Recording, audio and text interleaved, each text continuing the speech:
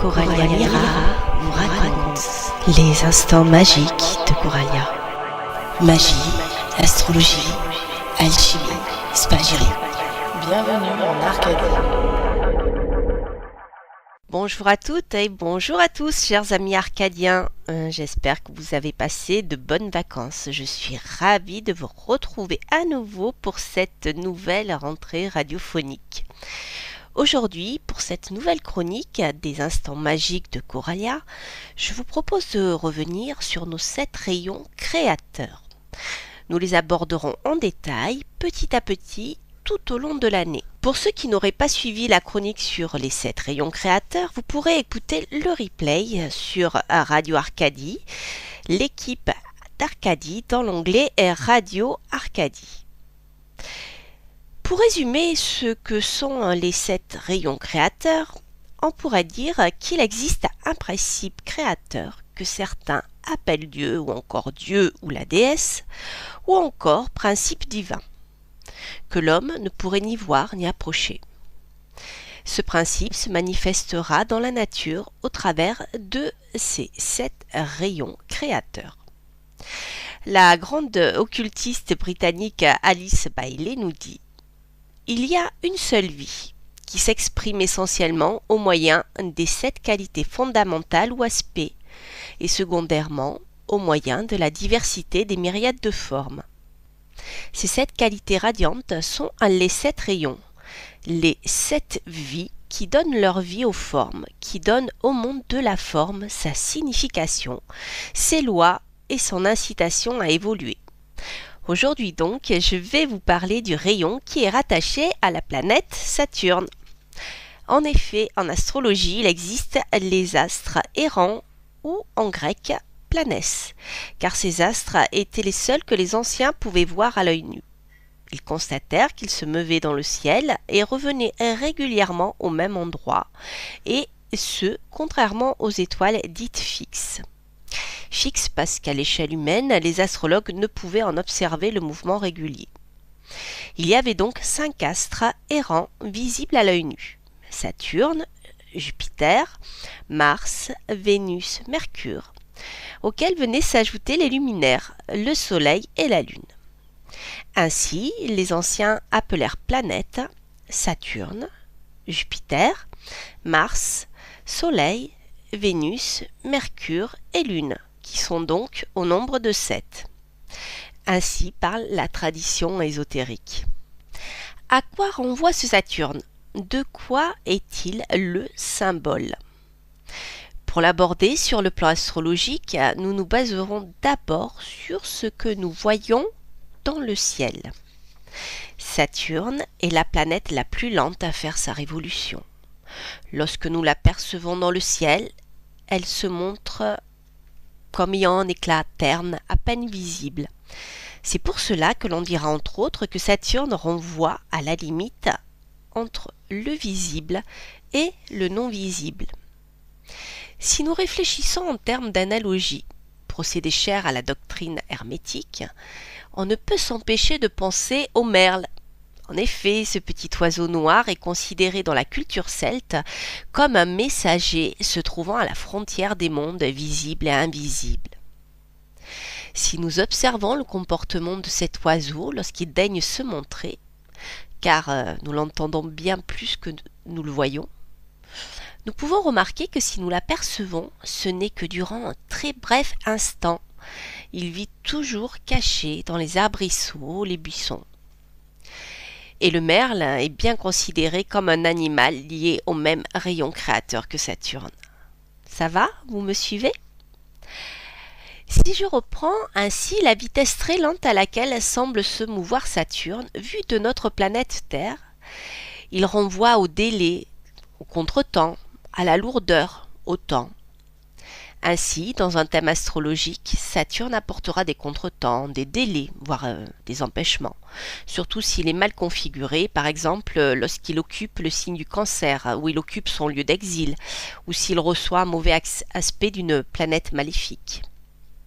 Toutefois, bien configuré en Capricorne, son domicile diurne, il donnera de la stabilité, même s'il peut s'avérer source de frustration.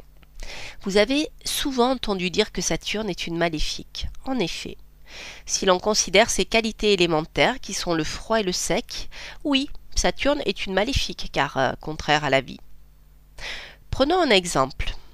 Pour germer, une graine a besoin de chaud et d'humide. Trop de chaud et pas assez d'humide ou trop d'humide et de froid sont contraires à la vie. Or, Saturne est à la fois froid et sec. Vous comprenez ainsi que pour un rituel magique destiné à favoriser la vie ou la croissance, Saturne sera à éviter. Par contre, pour un rituel destiné à lever un sort que l'on vous aurait jeté, ou pour neutraliser un ennemi, Saturne est parfait. Par son froid, son action, il cristallise. Alors, voyons voir pour les auditeurs qui auraient suivi la chronique sur les 7 rayons. Allez, quel est le jour et l'heure propice à cet exemple de rituel? Eh oui, samedi, parce qu'il s'agit du jour de Saturne, et bien sûr en heure de Saturne. Autre question. Quelle est donc la première heure de Saturne le samedi? Eh oui, la première heure correspondant au lever du jour, du soleil, en sachant qu'elle sera plus longue en été et plus courte en hiver. C'est certainement pour cela que les femmes chamanes, les sorcières, cueillent les plantes au lever du jour, car c'est ainsi plus simple de se repérer dans le temps, car bien sûr, si l'on remonte plusieurs siècles en arrière, elles n'avaient ni ordinateur ni logiciel comme Chronox 6P pour calculer les heures de la journée. Les heures magiques, bien sûr. Alors, puisque nous parlons de plantes, voyons voir si vous avez compris. Quelle plante ou quel arbre serait rattaché au même rayon que Saturne? Selon l'herboriste du XVIIe siècle, Nicolas Culpeper, l'Hedera helix, ou lierre grimpant, est rattaché à Saturne. Et oui, le lierre grimpant pousse dans le froid et l'humide à l'ombre, surtout lentement mais sûrement. Tout comme Saturne, une fois qu'il est bien implanté, il est difficile de le déloger. Et oui, aussi, cela renvoie à un côté stabilisateur de Saturne. Les plantes de Saturne ont généralement des feuilles sèches chevelues vert sombre, blanc sale. Les arbres ont un tronc très dur ainsi que des racines profondes. Ils renvoient bien sûr à l'élémentaire, avec lequel ils partagent les mêmes qualités élémentaires que sont le froid et le sec. Comment ne pas penser aux gnomes, qui comme Saturne renvoient à ce qu'il y a de caché au fond de la terre ou dans les grottes. La couleur de Saturne est le noir, voire le bleu sombre ou le violet, couleur terreuse aussi, bien sûr car il y a peu de lumière. Les animaux qui se trouvent sur le même rayon de Saturne seront donc les animaux lents, rampants, nocturnes. Saturne est le significateur général des ennemis cachés, mais aussi des théologiens, des philosophes, des ermites vivant reclus. Il fait référence à l'aspect théorique des choses sur les principes, la religion. Son métal est le plomb. Alors là, chers amis arcadiens, vous avez presque tous les ingrédients pour réussir votre rituel et bloquer les attaques de vos ennemis. Ainsi, pour se protéger, vous ou vos proches, vous pourrez agir un samedi en heure de Saturne. Pour rappel, lorsque vous voulez affaiblir, diminuer, il est plus judicieux d'agir en lune décroissante. Si vous aimez travailler avec les plantes, vous pourrez vous aider de l'énergie du lierre. Si vous préférez les cristaux, choisissez un minéral noir comme l'obsidienne, qui a un fort pouvoir de protection et également un pouvoir stabilisant. Elle a également un fort pouvoir d'ancrage. Tout comme Saturne, elle favorise aussi la divination. C'est d'ailleurs avec ce verre noir que les Aztèques façonnaient les miroirs carrés pour les employer dans les rituels de divination. En ce qui concerne la bougie, choisissez une bougie noire, couleur de Saturne, et pour l'encens de protection dans un rituel destiné à bien sûr se protéger, le storax est extrêmement puissant. Rappelez-vous, il est noir. Voilà, chers amis arcadiens, j'espère que cette notion des 7 rayons créateurs vous paraît un peu moins obscure. Vous avez compris qu'en magie, en alchimie, comme en astrologie, tout se rejoint. Il convient de bien comprendre et connaître les symboles. pour savoir quand et comment les utiliser, à quelle fin. Je vais vous livrer un petit secret d'astrologue.